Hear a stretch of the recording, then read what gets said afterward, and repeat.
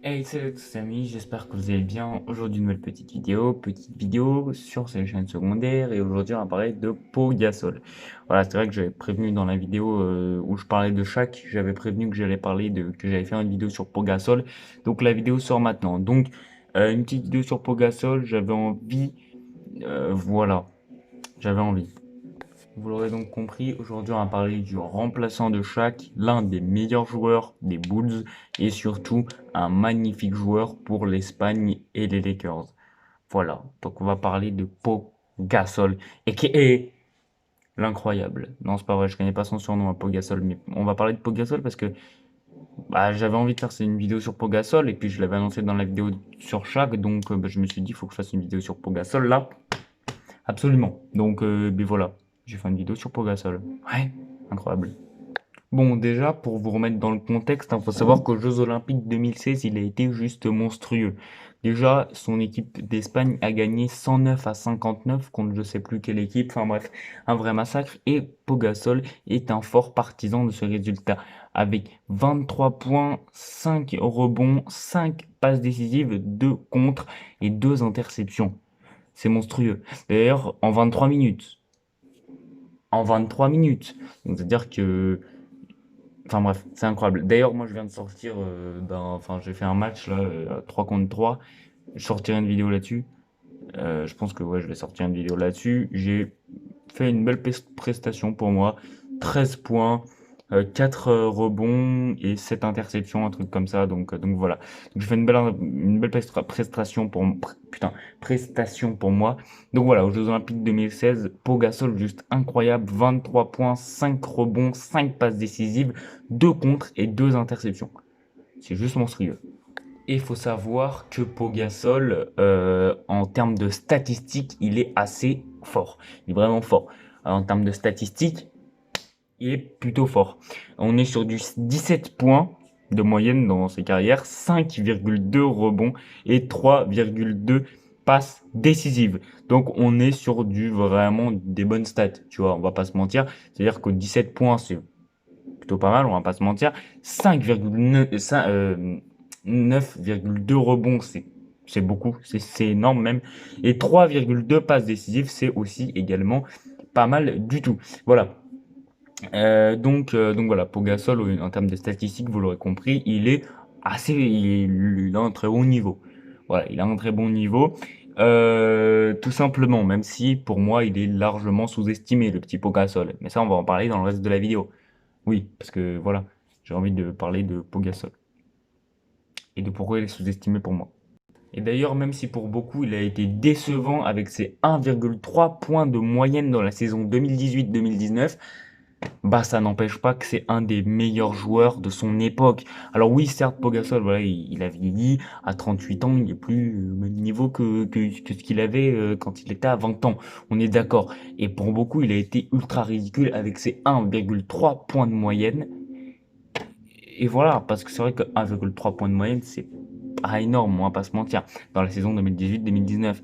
Mais les gars, j'ai envie de te dire, déjà de base c'est un pivot, donc il est pas censé mettre énormément de points. Et en plus de ça, voilà, certes il a été ridicule, mais au moins le gars il a pas abandonné, tu vois. Il a été jusqu'au bout. Et ça on va en parler aussi dans la suite de la vidéo, c'est que le gars il a pas abandonné, il a été jusqu'au bout. Voilà, il a été jusqu'à 38 ans le mec. Mais ça on va en parler dans la suite de la vidéo. Voilà, donc tout simplement. De plus, les gars, faut savoir un truc assez important sur. Il y a du bruit, il y a du bruit à côté. De plus, faut savoir un truc intéressant, c'est que Pogasol, si il avait arrêté à temps, parce que faut pas se mentir, il a continué trop tard. Hein, Pogasol, hein, notre ami Pogasol, il a continué trop tard. Voilà, il a voulu continuer, et finalement, voilà, au bout d'un moment, tu peux plus continuer. Mais si c'était arrêté à temps, c'est-à-dire vers 2017, 2016, 2017, il aurait une moyenne de 17,8 points. Donc c'est déjà mieux, ça s'approche plus du 18 points de moyenne. Et pour certains, ça va pas paraître, enfin pour certains, ça va pas faire grande différence, mais au moins personne n'aurait pu le trouver ridicule ou même euh, pour certains, ça a été une humiliation. Les 1,3 points de moyenne en 2019. Voilà. Donc Voilà, s'il s'était arrêté à temps, il aurait pu avoir une moyenne de 17,8 points, ce qui est déjà mieux. Et en plus de ça, il aurait pas été entre guillemets ridicule. Moi, je n'ai pas trouvé ça ridicule, mais bref, voilà, avec ses 1,3 points de moyenne. Voilà. De toute façon, les gars, quoi qu'on puisse dire sur Pau Gasol, il a été un excellent pivot après le départ de Shaq. Il a créé quelque chose d'historique, Pau Gasol, avec les Lakers. Il a créé quelque chose d'historique. Il a créé, dont on va en parler après aussi, un duo magnifique avec Kobe Bryant.